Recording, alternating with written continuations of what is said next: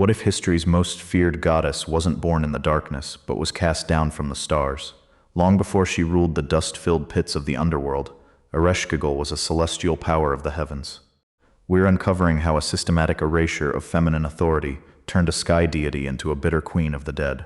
A clay tablet once buried beneath the ruins of whispers of a crime so vast it reshaped heaven itself, yet no priest dares read its final line aloud.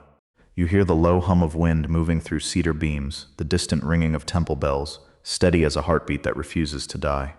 And beneath it all, something older, like iron dragged across stone, echoes a name the world was taught to forget. You probably won't want to believe what you are about to hear.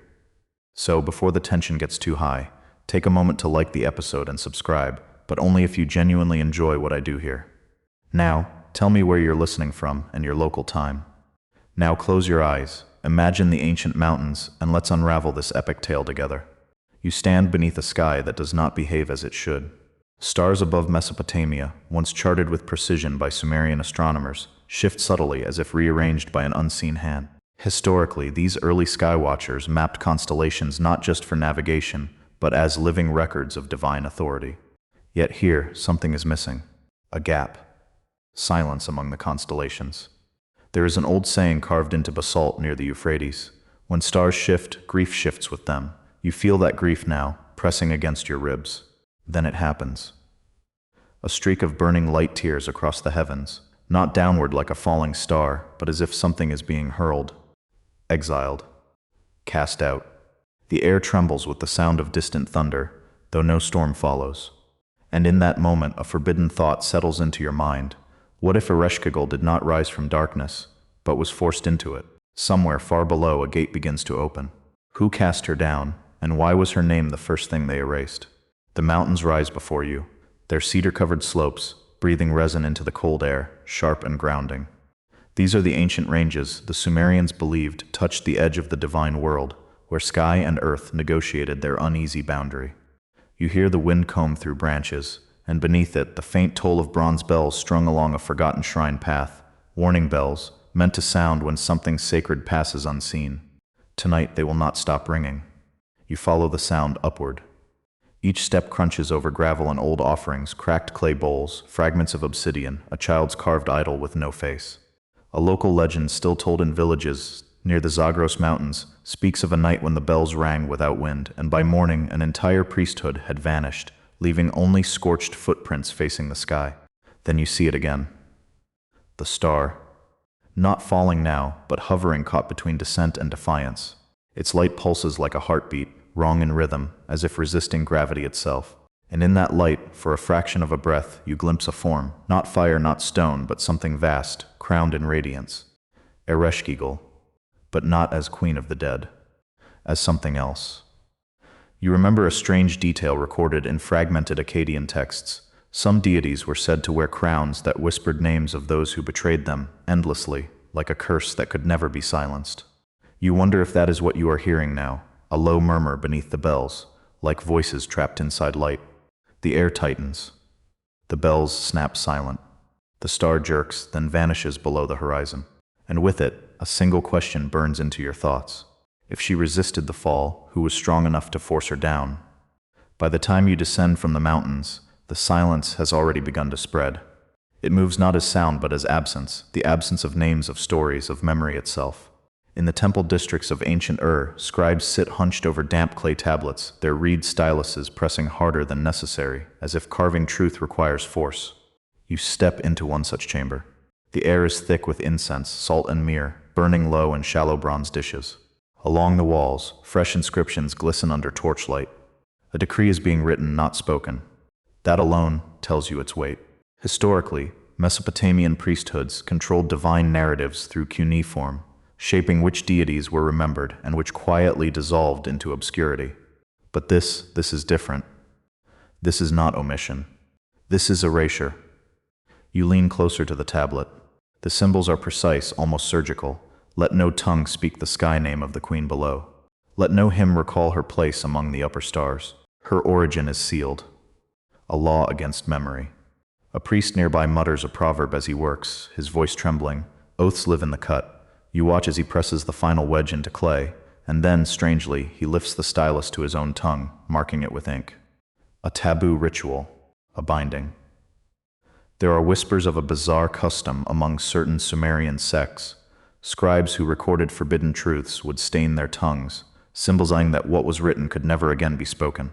You feel the weight of it now. Not just silence, but enforced forgetting. Outside, the wind rises, rattling temple doors like distant drums.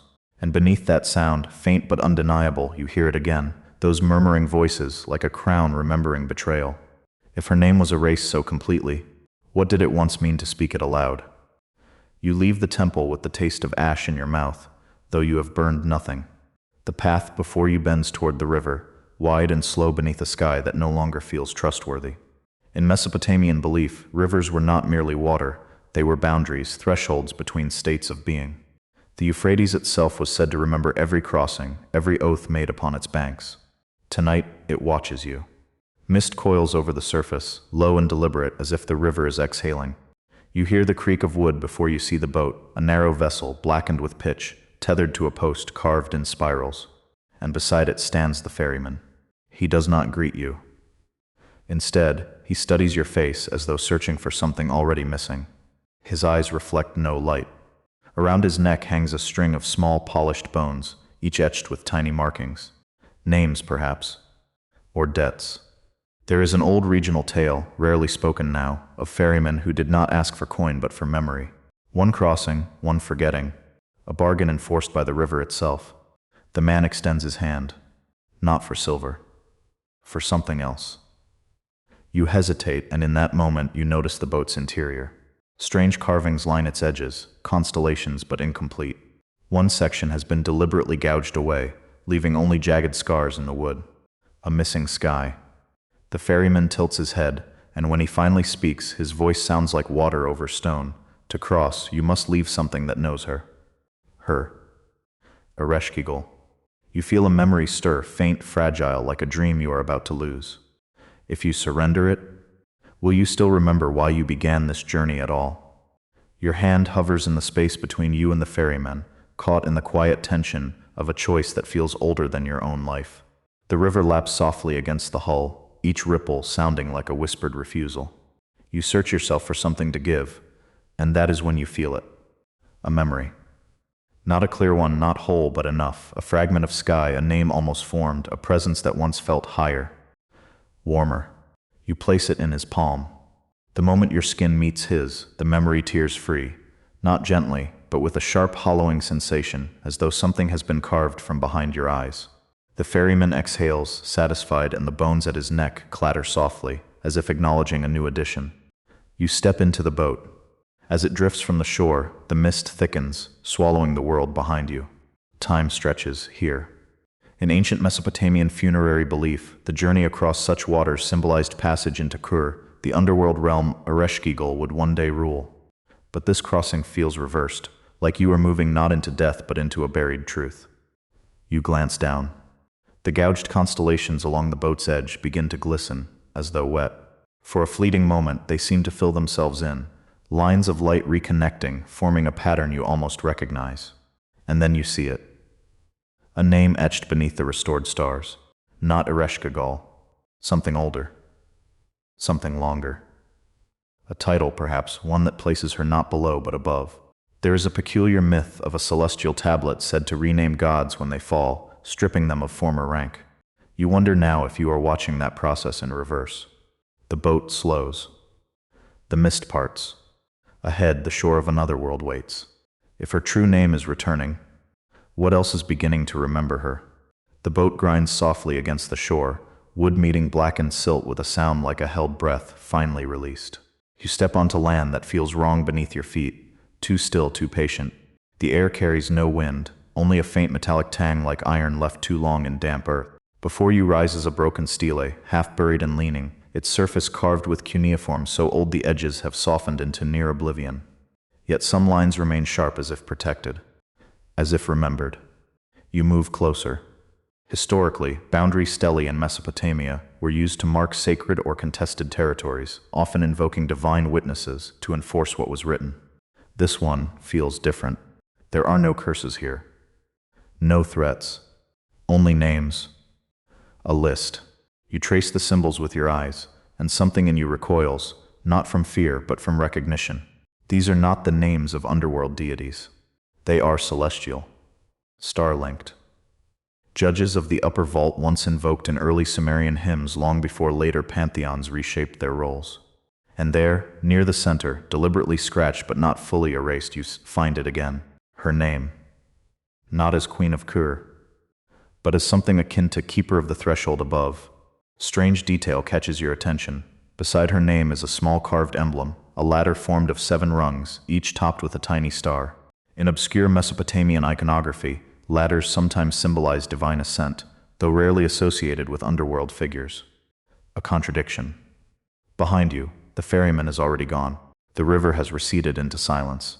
And ahead, carved into the earth itself, a path descends, flanked by obsidian markers that hum faintly, as though reacting to your presence. You feel it now. This is not a place of arrival. It is a place of reversal. If she once stood at the threshold above, who forced her to guard the threshold below instead? The path slopes downward with deliberate intent, each step carved into black stone that absorbs rather than reflects light. You descend slowly, aware that this is no ordinary passage. It is structured, ritualized, designed. In Mesopotamian myth, the underworld of Kur was not a chaotic abyss but an ordered domain, entered through a sequence of gates, each one stripping away a layer of identity.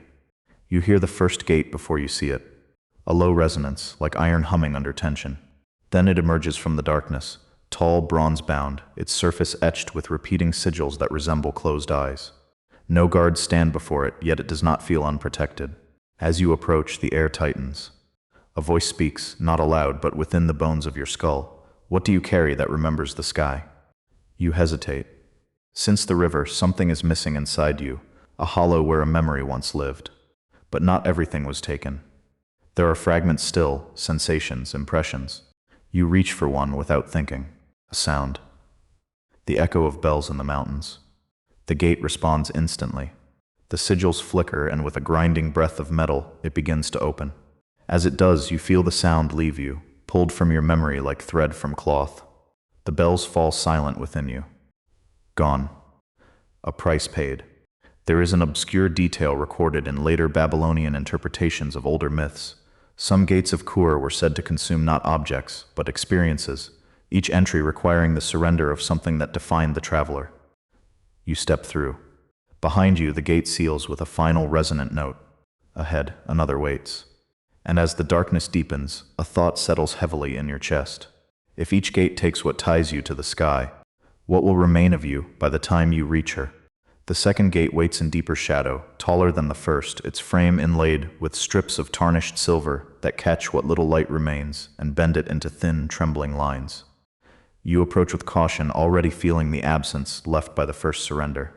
The memory of bells, once so vivid, has become an empty outline, like a word you can almost recall but never speak. This gate bears a different marking. Not closed eyes, but veils, 7 of them, carved in overlapping layers, each more delicate than the last. You recognize the symbol. In one of the oldest surviving Sumerian myths, the goddess Inanna descends into the underworld, passing through 7 gates, and at each one she is stripped of a garment or power. It is one of the earliest recorded narratives in human history, a story of descent, humiliation, and transformation. But standing here, you begin to wonder if that tale was not the origin, but an echo. The gate hums softly, and again the voice comes. What will you remove to proceed? You look down at your hands, then inward. This time it is not a memory that rises, but a certainty. A belief you have carried without question, that Ereshkigal belongs to the darkness, that she has always ruled below. It feels stable, foundational, safe. You offer it. The moment you do, something shifts violently within you. The belief collapses, unraveling into doubt. The gate opens in response, its silver veils seeming to peel back one by one, dissolving into mist. A bizarre detail lingers in your mind. Some ancient rituals required initiates to symbolically undress, not of clothing but of assumptions, truths they had never thought to question. You step forward, lighter and more unmoored than before. If even her identity was something imposed, then whose story have you been believing until now? The third gate does not reveal itself all at once. You sense it first in the air, a thickness like breath held too long beneath the earth. The darkness here is no longer empty. It presses inward, textured with faint whispers that never fully form into words. When the gate finally emerges, it is smaller, narrower, shaped almost like a wound cut into the stone. Its surface is coated in a fine layer of ash, and embedded within it are dozens of tiny clay seals, each stamped with a different symbol, each slightly cracked. You recognize them. Cylinder seals were once used across Mesopotamia to mark identity, ownership, authority. Pressed into wet clay, they left behind a signature that could not be easily forged. But these are broken. Deliberately. A quiet understanding settles over you. This gate does not take memory or belief. It takes identity. The voice returns, softer now, almost intimate. What name binds you to the world above? Your name rises instinctively to your lips, but something stops you. You remember a strange, obscure note from Akkadian burial rites. The dead were sometimes buried with alternate names, hidden ones, to protect their true identity from forces that might claim it. Names, it was believed, were anchors of the soul. To give one freely is to drift. Still, the gate waits. The seals tremble faintly as if listening. You speak, not loudly but enough. The moment your name leaves you, the seals fracture further, each one splitting with a soft, brittle crack. The gate opens, and as it does, your name fades, not erased but distant, like it belongs to someone you once knew. A bizarre detail flickers through your thoughts. Some underworld deities were said to collect names the way others collect offerings, storing them as tokens of power. You step through, nameless, and a chilling question follows you into the dark. If you no longer belong to your name, who or what are you becoming in her domain? The fourth gate rises like a spine of black iron, ribbed and segmented, as though it were grown rather than forged. Each segment is etched with thin, wavering lines that shift when you try to focus on them, never settling into a single pattern. The air here carries a low vibration, almost like a distant chant spoken beneath the threshold of hearing. You feel it in your chest before you understand it. Fear. Not sharp or immediate, but ancient, something inherited, older than memory, older even than language. The kind of fear that once kept early humans from stepping into caves they believed were inhabited by gods or something worse. In Mesopotamian lore, Kur itself was not merely a place of the dead, but a sentient boundary, a realm that resisted intrusion. This gate embodies that resistance. The voice does not ask a question this time. Instead, the gate pulses once and a realization blooms within you. This passage requires no offering of memory or name. It requires surrender of something more instinctive. You hesitate. Then you understand. You must release your fear. It sounds simple, but as you reach inward, you find it tangled through everything. Your choices, your caution, your sense of self. To let it go feels like stepping without ground. Still, you try. You breathe out, slow and deliberate, and allow the fear to surface, not to fight it, but to unfasten it. The moment you do, the gate reacts. The iron segments loosen, unfolding with a sound like exhalation, and the path opens. A strange detail surfaces in your mind. Some ancient depictions of underworld guardians show them without eyes, suggesting they did not perceive fear, only the presence or absence of it. You move forward, strangely calm, almost weightless. But a new unease begins to form in the space fear once occupied. If you no longer feel fear, what will stop you from crossing a line you were never meant to pass? The fifth gate stands half submerged in a shallow basin of dark water, its surface perfectly still, reflecting nothing. Not you, not the gate, not even the faint glow that leaks from the path behind. The silence here feels deliberate, curated, as though sound itself has been filtered out. You step closer, and the water does not ripple. In ancient Mesopotamian funerary texts, there are references to waters that do not remember, pools said to strip echoes from the soul, leaving no trace of voice or intention. This must be one of them. The gate is carved from pale stone, smooth and unmarked except for a single horizontal slit at its center, like a mouth that has forgotten how to open. You wait for the voice. It does not come. Instead, the meaning arrives fully formed in your mind. This gate requires silence. Not the absence of speech, but the surrender of your voice itself. You instinctively swallow, testing it. Your throat tightens in response. Your voice is more than sound, it is expression, identity, will. To lose it is to become passive, and yet the path demands it. You kneel at the edge of the basin and lean forward. The water remains unnaturally still as you exhale into it, your last breath shaped by intention, by sound.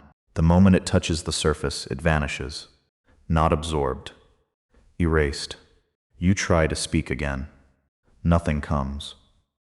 The gate responds immediately. The slit widens, opening without noise, and the water recedes just enough to reveal a narrow passage beyond. A bizarre note lingers in your thoughts. Some underworld spirits were believed to communicate not through words, but through shared absence, exchanging meaning in what was no longer there. You step through, voiceless. And as the silence deepens, a question forms, heavy and unresolved. If you cannot speak, how will you answer when she finally demands the truth from you? The sixth gate reveals itself not through sight, but through sensation, a sudden heaviness, as if the air itself has thickened into something you must push through.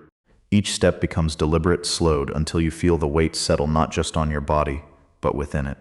When you finally see the gate, it is vast and unmoving, carved from a single slab of dark basalt veined with dull red streaks, like old, dried veins of blood trapped in stone. Chains hang across it in layered drapes, each link etched with tiny symbols that pulse faintly, as if still alive. You understand immediately. This is not a gate that opens. This is a gate that binds. In Mesopotamian myth, Ereshkigal herself was sometimes described as unable to leave Kur, not merely by duty but by force, held in place by unseen laws older than the gods who ruled above. Some scholars have speculated that her throne was less a seat of power and more a point of confinement. The chains before you begin to shift, tightening, as if reacting to your presence. And then the realization settles in. This gate does not take something from you. It gives you something instead. Weight. Obligation. A binding. You feel it wrap around you, not physically, but in a way that settles into your bones. A sense of responsibility not your own, a burden that does not belong to your past, but to hers. A bizarre detail flickers through your mind. In certain obscure myths, divine chains were said to be forged from promises that could not be broken, each link a vow made under cosmic witness. The gate slowly parts, the chains loosening just enough to allow passage. You move forward, carrying something new, something heavy and ancient.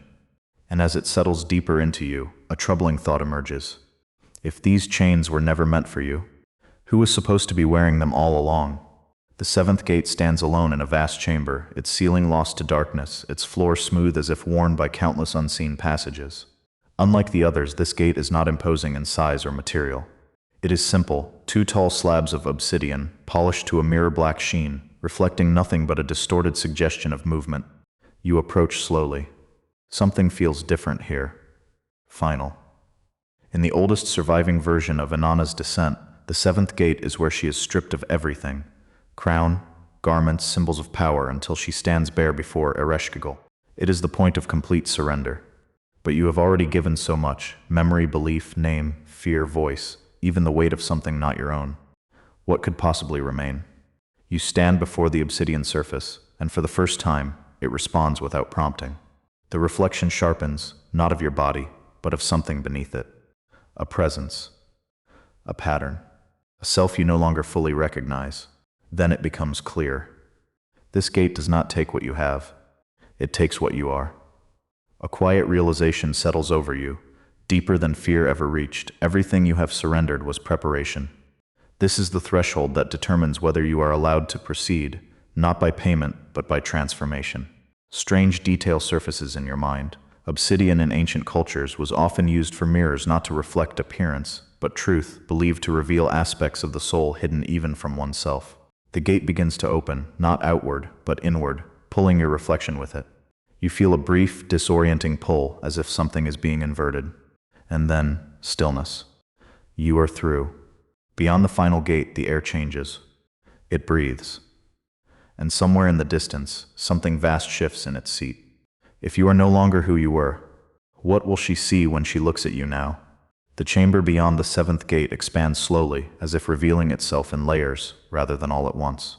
The air is colder here, carrying the faint scent of dust and something older, like extinguished incense that has settled into stone over centuries.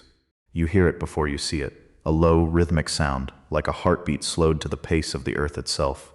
At the center of the chamber stands a basin carved from dark alabaster, filled not with water, but with a thick, reflective liquid the color of polished obsidian. Its surface trembles faintly, though nothing touches it. You are drawn toward it. In ancient Mesopotamian ritual practice, reflective surfaces, especially darkened liquids or polished stone, were used as tools of divination, believed to reveal hidden truths or messages from the divine. But this feels far more intimate. You kneel beside the basin. The surface stills. Then slowly it begins to change. At first, you see only shifting shapes, light and shadow folding into one another. Then the image sharpens, and what emerges is not the underworld, but the sky. Vast. Open. Filled with constellations you instinctively recognize, though you no longer remember how. And there at the center stands a figure. Radiant. Crowned not in darkness, but in light that pulses like a living star. Around her, other deities stand, not above her, not below, but beside her. Equal. A court of celestial judges. Ereshkigal. Not fallen. Not broken. Sovereign. A bizarre detail catches your attention. Her crown shifts constantly, each point flickering with tiny inscriptions, as if recording something in real time, names perhaps, or judgments past. The vision flickers. Cracks form across the surface. The sky fractures, and the image collapses back into darkness. The basin stills once more. Behind you, the slow heartbeat deepens. If she once ruled among the stars, who decided she belonged in the shadows instead? The heartbeat grows louder as you rise from the basin, each pulse echoing through the chamber like a distant drum calling something ancient to attention. The ground beneath you subtly shifts with it, not unstable, but responsive, as though the entire realm is synchronized to a single unseen presence. You move forward, deeper into the chamber, and the walls begin to change. Carvings emerge from the stone, layered reliefs that spiral outward in a narrative too vast to take in all at once. You slow, tracing them with your eyes. Scenes unfold, a radiant court among the stars, figures gathered in what resembles judgment or council. Then, disruption. A fracture. One figure removed, not by force alone, but by decree. The others remain still, watching, silent. In ancient Mesopotamian tradition, divine assemblies were believed to govern cosmic order, with major deities presiding over decisions that shaped both heaven and earth. But what you are seeing here suggests something more deliberate. Not chaos. A ruling. Sentence. Among the carvings, one figure stands out, not for what is shown, but for what is hidden. Their face has been carefully chiseled away, their identity erased with precision. Yet their posture remains unmistakable, elevated, authoritative. The one who spoke the judgment. A strange detail draws your focus. At the feet of this faceless figure lies a small object, a set of bone dice, each marked with unfamiliar symbols. They appear again and again throughout the carvings, always near moments of decision, as if chance itself played a role in divine law. You feel the weight within you, the binding from the sixth gate, tighten slightly, reacting. This was not exile born of necessity. It was chosen. Behind you, the basin gives a faint tremor. Ahead, the heartbeat deepens once more. If her fall was decided, was it justice or something far more dangerous disguised as it? The chamber narrows into a corridor lined with pillars of dark stone, each one wrapped in thin bands of hammered copper that glint faintly in the dim light. As you walk, you begin to hear it again, not the heartbeat, but something lighter, sharper.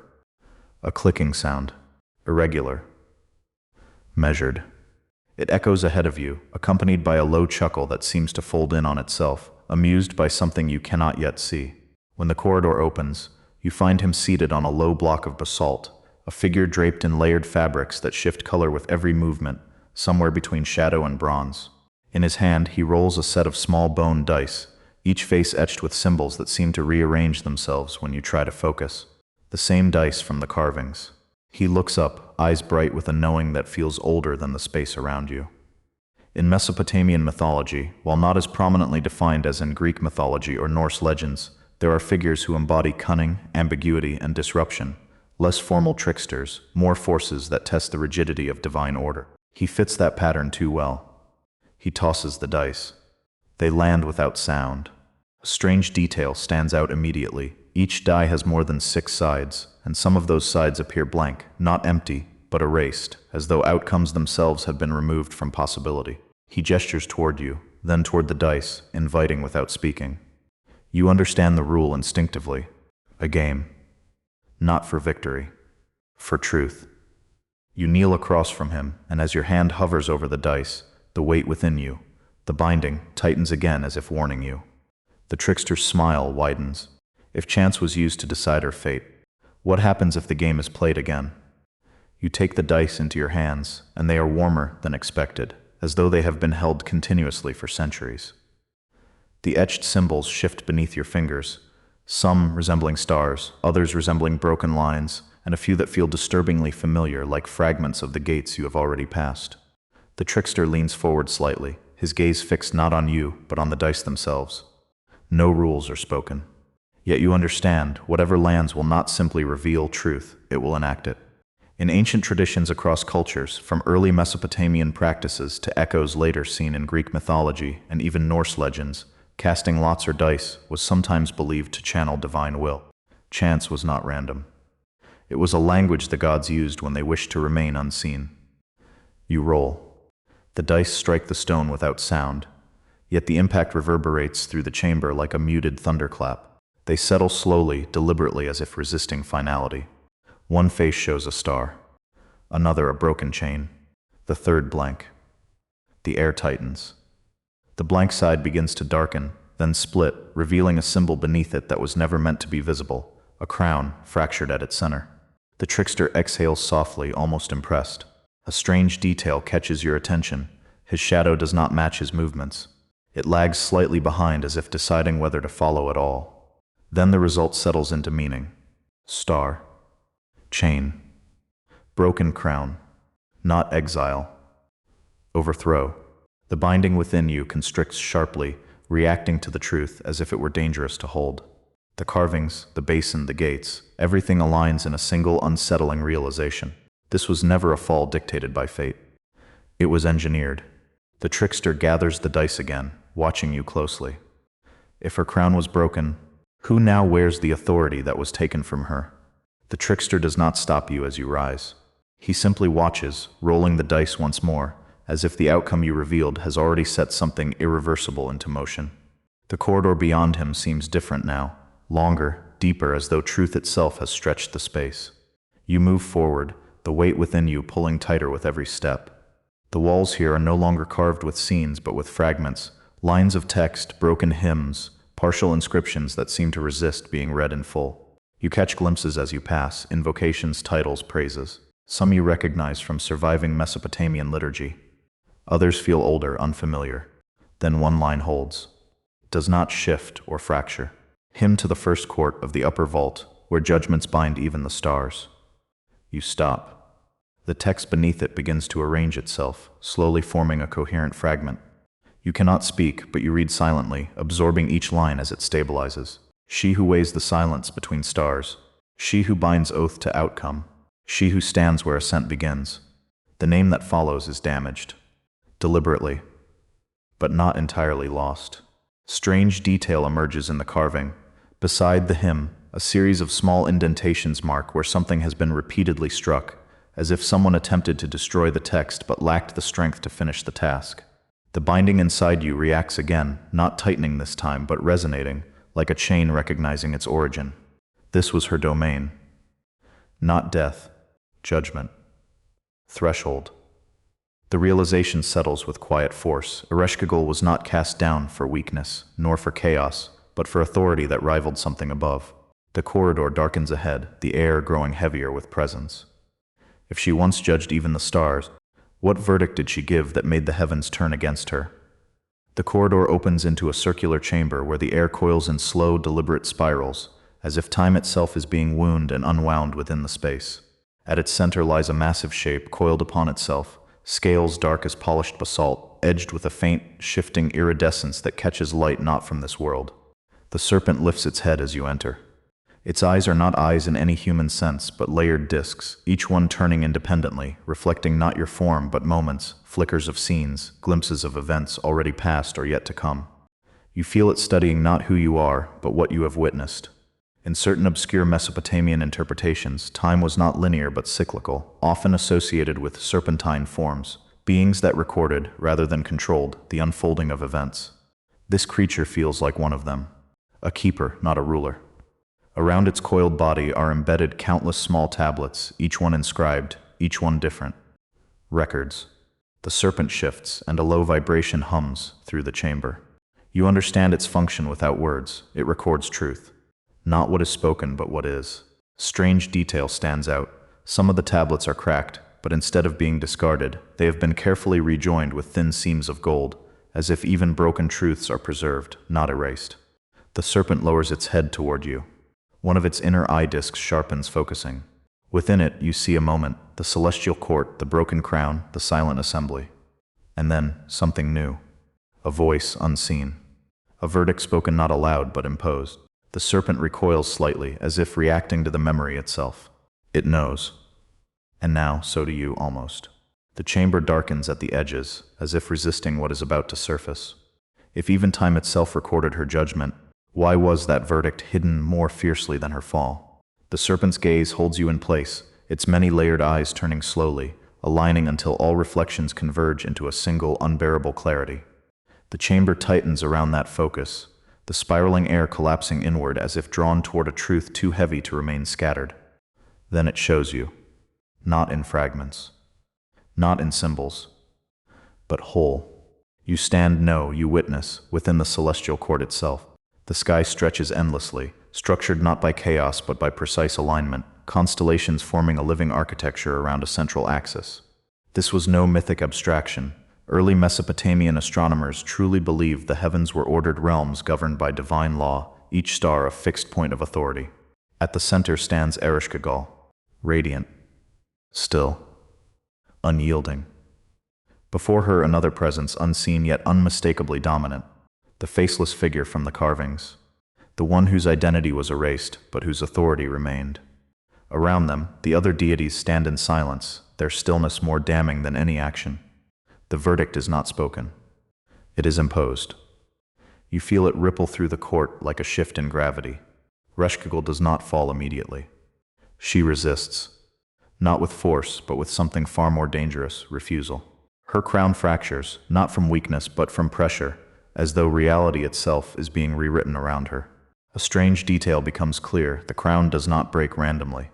Each fracture aligns with a constellation, severing her connection to specific regions of the sky, as if her domain is being systematically dismantled. The serpent's vision trembles.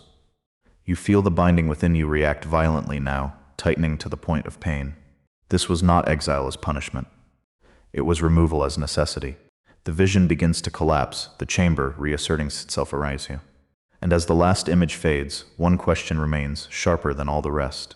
What truth did she refuse to accept? That forced the heavens to unmake her authority entirely? The vision collapses like a breath released too quickly, and the chamber returns, but not unchanged. The air now feels fractured, as though something long suppressed has begun to strain against its containment. The serpent withdraws slightly, its coiled body tightening, not in aggression, but in restraint. It has shown you enough. Ahead, a narrow passage opens, its walls lined with embedded fragments of stone, each one etched with star patterns, but unlike any you have seen above. These constellations are incomplete, interrupted, as if something once connected them and was forcibly removed. You walk forward, the weight within you pulsing in time with a distant, returning heartbeat. In ancient star catalogs from Mesopotamia, certain constellations appear abruptly altered between periods, with no clear astronomical explanation, gaps where figures should connect, patterns that no longer result. Scholars have long debated whether these changes reflect evolving myth or lost knowledge. But here the answer feels more deliberate. Erasure. Midway through the passage, you notice a slab set into the wall, its surface smoother than the rest. At its center is a map, carefully carved, precise. A star chart, but not of the sky as it is known. This is a sky before alteration. You see it clearly now, a central axis, branching outward, and at a crucial intersection, a domain marked not by a symbol of death, but by a threshold glyph. A place of transition, of judgment. Her place. A strange detail draws your attention. The glyph is surrounded by tiny notches, as if something once orbited it, not stars, but markers of passage, cycles entering and leaving under her authority. The binding within you hums, resonating with the map. This was not a minor domain. It was central. As the passage darkens toward its end, a realization settles heavily into you. If her role was at the center of cosmic order, what happens to the balance of everything when that center is removed?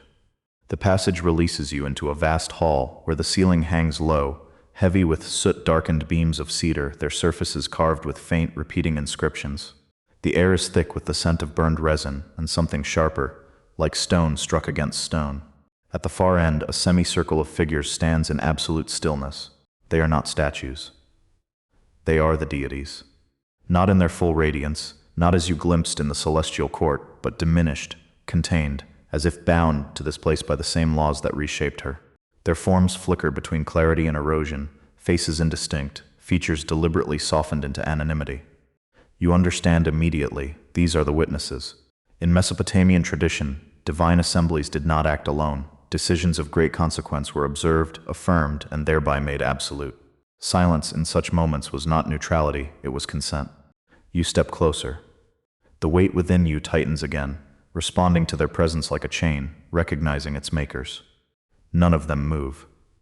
None of them speak. But you feel it, the pressure of their awareness, focused entirely on you, as if waiting for something you have not yet realized you carry. Strange detail emerges. Each figure holds a small object in their hands, fragments of something once whole. A shard of crown. A broken link of chain. Sliver of star-etched stone. Pieces of her. Pieces they kept. The realization lands with quiet force. They did not simply remove her authority. They divided it, distributed it, ensured no single being could hold what she once did. The hall hums faintly, as if reacting to your understanding. Still, they remain silent, always silent. And that silence begins to feel less like absence and more like avoidance. If they shared in what was taken from her, why do none of them dare to acknowledge it now? The silence in the hall thickens until it feels almost physical, pressing against your chest, filling the space where your voice once lived. The gathered deities do not move, yet something in their stillness begins to fracture, not outwardly, but inwardly, like tension building beneath a sealed surface. You step closer. The binding within you reacts sharply now, pulling your attention toward the fragments they hold. Each piece hums faintly, resonating not just with the others, but with something deeper, something that recognizes you. You reach out. The moment your hand nears the nearest fragment, a shard of the fractured crown, the air shifts violently. The cedar beams above creak, and the inscriptions carved into them begin to glow faintly, one line repeating over and over, "Oaths live in the cut." In Mesopotamian ritual law, oaths were not merely spoken, they were inscribed, often into physical objects, binding the promise into material form. To break such an oath was not just betrayal, it was transformation. You understand now. The silence was not chosen. It was enforced. Each of these deities is bound by an oath, not to speak of what was done, not to restore what was taken. Their stillness is not indifference. It is imprisonment. Strange detail becomes clear. The fragments in their hands are not passive relics. They are anchors, each one tying its holder to the oath, ensuring the division remains intact. The shard before you pulses once, brighter. The binding within you answers. Without a voice, without a name, without fear, you are not bound by the same constraints. You can act where they cannot. The realization settles into something heavier than any weight you have carried so far. If the oath is what holds her broken, what happens if even one piece is returned to its rightful place? Your hand closes around the shard. The moment contact is made, the hall reacts, not with sound, but with a sudden crushing density, as if the air itself has become aware of a violation. The fragment burns cold against your palm, its surface etched with lines that shift and reform, trying to resist recognition.